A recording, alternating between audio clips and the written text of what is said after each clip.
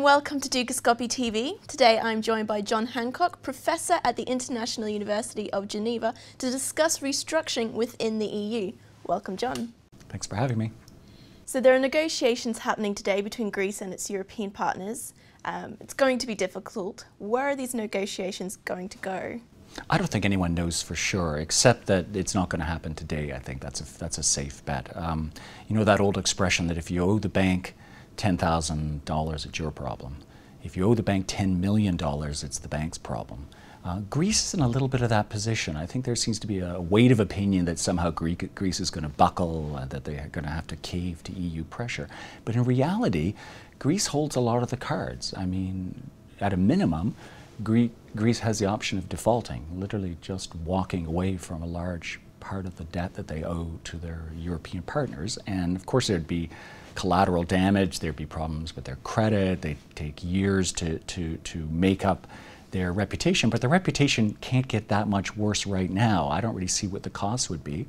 A lot of people say, oh, they'd be thrown out of the euro, or they'd be banished from the monetary union. That's not a real possibility either. I mean, if Greece decides to leave the monetary union, if it decides to try to recreate the drachma, that's its choice. There's nothing to stop Greece from continuing to use the euro. So at some level, I think people are underestimating how much leverage Greece has. And bear in mind, you know, this debate is always couched in terms of the new Greek government versus the troika of the European Central Bank, the Commission, the IMF. It's not just the Greek government. This government was just elected, and they had a large plurality of the vote. The Greek people have had it. Their GDP has shrunk by something like a quarter in the last 6 years. You know, literally hundreds of millions of euros are flooding out of the country. Their banking system's at near collapse. Greece can't take much more. So the idea that somehow this is the whim of the government, or the government playing chicken with Europe, I don't think they're there. They're dug in on this one. Greece certainly needs some changes to its system, but let's take a look at Britain.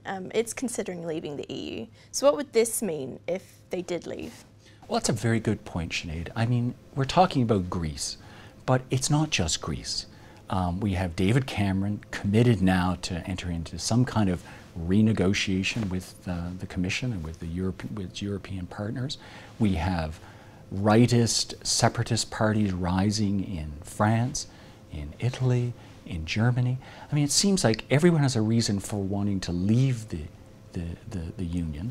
And there aren't that many people with mounting arguments for staying. There's the quiet majority, but it's not as if they're on the barricades waving the European flag and singing the European anthem. A lot of people wanting to go, which gets in a way to the real nub of the problem with Europe. Europe is interdependent. It's linked together in a currency union and in a trade union, but it's not integrated. It lacks that sense of political cohesion which allows other political entities to ride out these kinds of storms.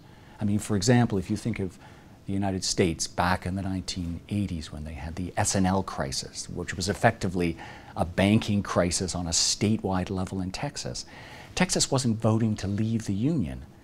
Texas just rebuilt itself, or Texans moved to where the jobs were, or the federal government stepped in and cushioned the blow. There was a sense of collective responsibility that the United States as a whole faced a problem. This, despite the talk of European Union, is always couched in a them versus us debate. Greece versus Europe, Germany versus Greece. There's no sense of political cohesion. There was something you said there that I quite liked. It was the idea of people have reasons to leave the EU. So is it then time to restructure the EU? Is that fundamentally, does it need to change?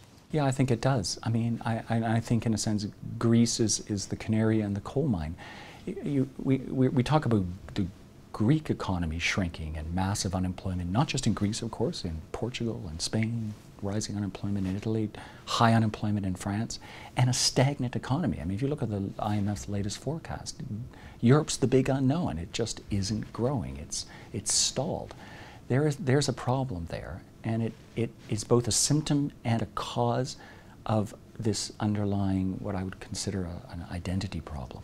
I mean, this sounds like a bizarre analogy, but Europe is a bit like the United States before the Civil War. It's unified enough to cause its members difficulties, to cause problems, but it's not unified enough to solve them. It's almost, it's in a sort of the least attractive position.